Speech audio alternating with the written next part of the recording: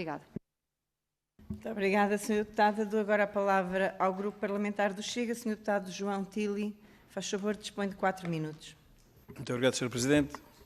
Sr. Engenheiro, o senhor acabou aqui de, porventura, sem o saber, porque não acredito que tivesse tido tempo para ver todas estas sessões, mas acabou por dizer aquilo que nós andamos a tentar dizer, mas parece que somos extraterrestres, parece que as pessoas nunca ouviram falar em nada, e começamos pelo pânico. O pânico é a nova forma de governar e já não é de agora, já é de há muito tempo. O pânico a nível europeu, nem sequer é só a nível nacional, nós temos pânico em tudo.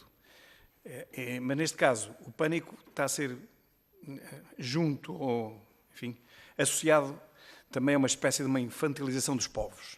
Veja, começa a aquecer o tempo e as notícias em todas as televisões são risco de incêndio, como se o calor dos 30 e poucos graus deitasse fogo às matas. Não há ninguém que apareça na televisão a desmentir isto, somos só nós aqui nesta comissão. E temos tido a sorte de alguns especialistas como o senhor vir cá desmentir isto, porque senão toda a gente pensa que acima dos 30 e poucos graus, 35, 40 graus, começa tudo a arder sozinho por autoignição. Quando nós sabemos que só a partir dos 350 graus é que uma árvore começa a ter uma autoignição e é preciso às vezes chegar aos 400. Portanto, é o pânico, é a desinformação.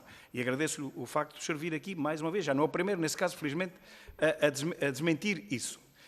As ignições associam-se ao calor. Mentira, as ignições são por mão humana, 90 e tal % delas. Os eucaliptos são a desgraça da floresta. Os eucaliptos, sem eucaliptos, isto era tudo uma maravilha e não havia incêndios nenhuns. Outra mentira. A falta de limpeza é que provoca os incêndios. Outra mentira. Sr. Engenheiro, diga-me, por favor, alguma destas coisas que eu acabei de dizer é verdade? Este pânico que é lançado à população, qual é o objetivo deste pânico, na sua opinião?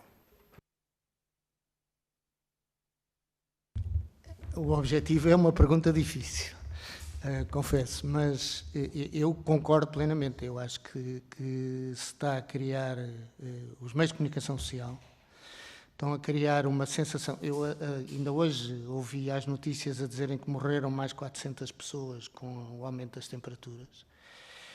Eu acho que as pessoas morrem porque as pessoas idosas entram em aflição quando começam a ouvir estas notícias repetidamente. Quer dizer, isto há uma doença antiga que agora aparece com mais frequência e que durante muito tempo foi proibido falar, que eram os ataques de ansiedade. E os ataques de ansiedade é uma doença importante. A gente não lhe dá muita importância, mas eu, ao longo dos últimos 15 anos, tenho assistido a coisas graves nesse campo. O facto de os meios de comunicação social andarem consecutivamente atrás da desgraça, ou seja, andam consecutivamente à procura da situação pior nos fogos, o cabro noticiário é sempre os fogos, tudo a arder, tudo isso, não só provoca ansiedade nas pessoas e na forma como muitas vezes veem a situação, como também ajuda a que apareçam os maluquinhos, como eu costumo dizer. Porquê? Porque a seguir, quando aparece uma situação destas nos meios de comunicação social, aparece um especialista que nós no setor nunca vimos nem nunca ouvimos falar, a dizer que não, isto a gente pode utilizar o fogo para combater o fogo e tudo isso. Logo a seguir aparece alguém que põe o fogo, mas a pessoa que estava na televisão até disse que se podia utilizar o fogo para apagar o fogo. E, portanto, cada vez mais, houve uma altura, não sei se os senhores deputados se lembram, mas houve uma altura em que houve um governo, e não me perguntem qual é, que eu não me lembro, que impôs algumas regras à libertação de notícias sobre os fogos na comunicação social, na altura foi chamada a Lei da Rolha. Eu não lhe chamaria... Há procedimentos que deviam ser implementados para que a comunicação que passa para a sociedade civil sobre o problema dos incêndios fosse efetiva e tivesse resultados. Porque nós não ouvimos nenhum programa, nem quando a AGIF estava no seu melhor, não ouvimos nenhum programa a ensinar o que é que as pessoas podem fazer ou deixar de fazer. E quando eu digo programa, não é dar uma vez, é dar repetidamente na televisão. O que é que as pessoas têm que fazer? O que é que têm que cumprir? Como é que podem atuar? Quem são, quem não são? Isso nós não vemos. Vemos incêndios, situações muito complicadas, tudo muito complicado.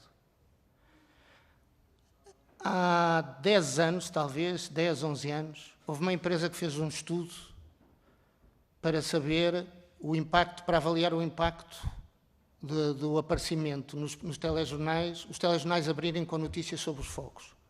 Cada vez que um telejornal abria com notícias sobre os fogos, perdiam-se 10 negócios, 10 investidores.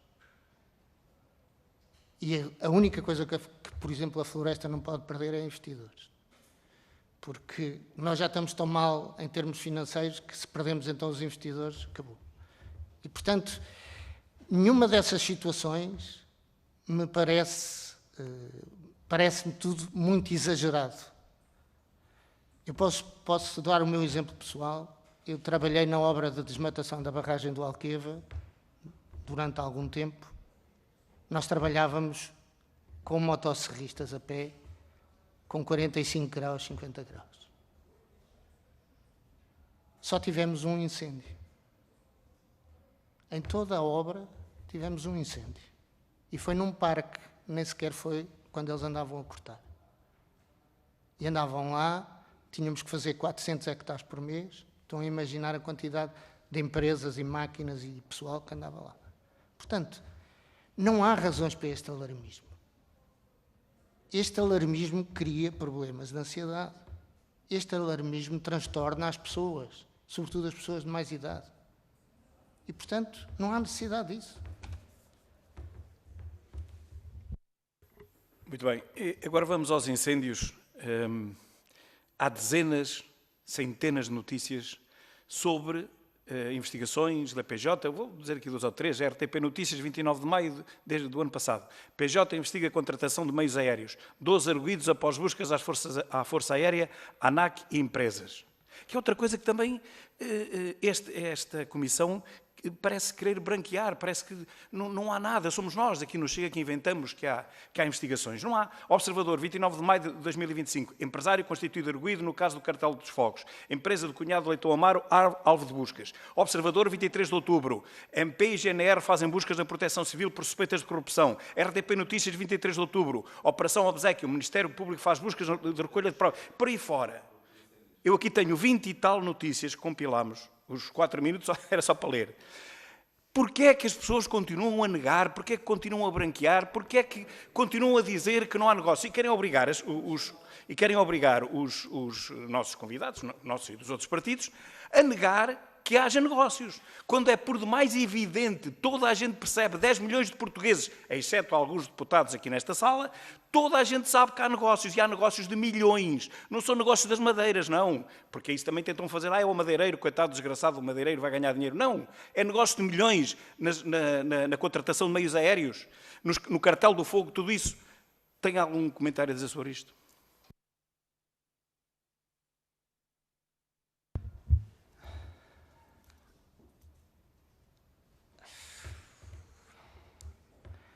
Não sei que lhe diga.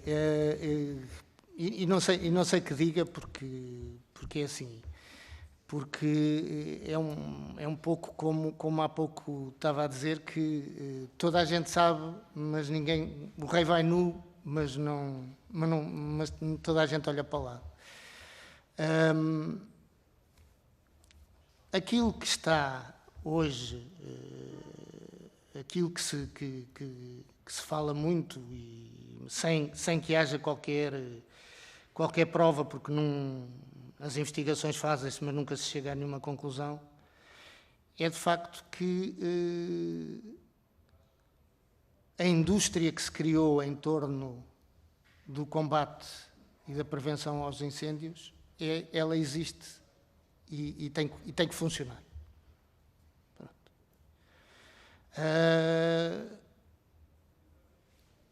Agora, onde é que começa essa indústria e onde é que ela acaba?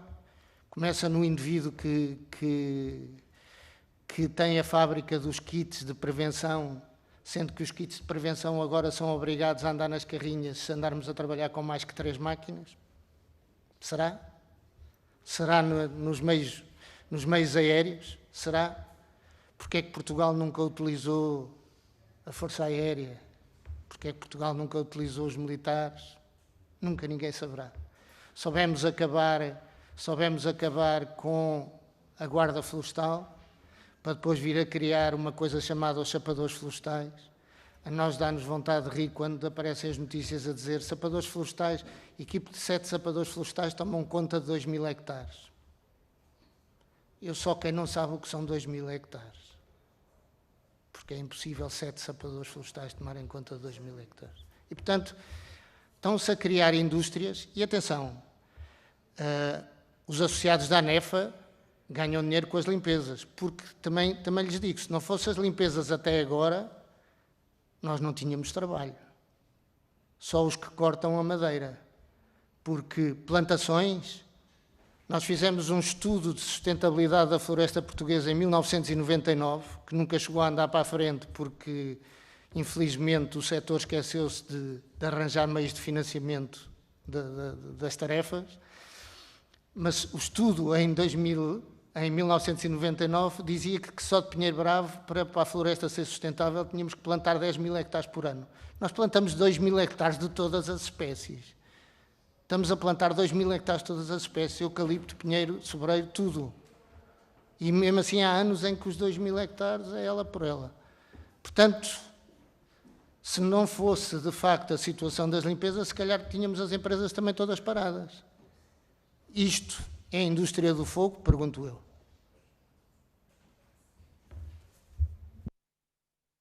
Muito obrigado, Sr. Engenheiro. E para terminar, atendendo a que não sabemos quanto, mas acima de 90% dos incêndios, das deflagrações, e a maior parte de noite e de madrugada, porque não há outro motivo, são por mão humana e dolosamente, porque agora também, bem, não se pode negar que é mão humana, mas vamos dizer que é negligente. Às 3 da manhã não há negligência nenhuma nas matas.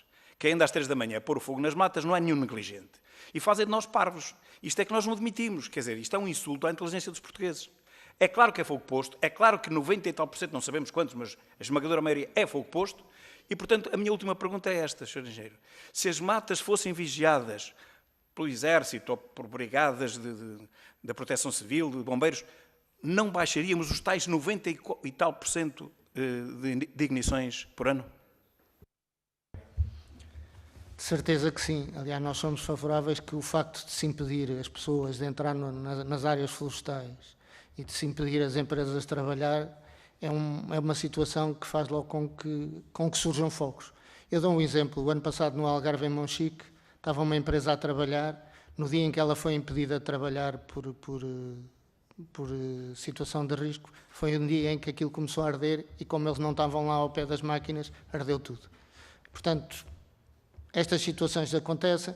Não há melhores vigilantes para a floresta do que os locais que a conhecem e conhecem perfeitamente os caminhos por onde as coisas, por onde podem andar pessoas ou não podem andar pessoas, e conhecem as pessoas que são da região e que têm alguma coisa ali a fazer ou que não têm ali nada a fazer. Muito obrigado, Sr. Presidente. Muito obrigada, Sr. Deputado. Agora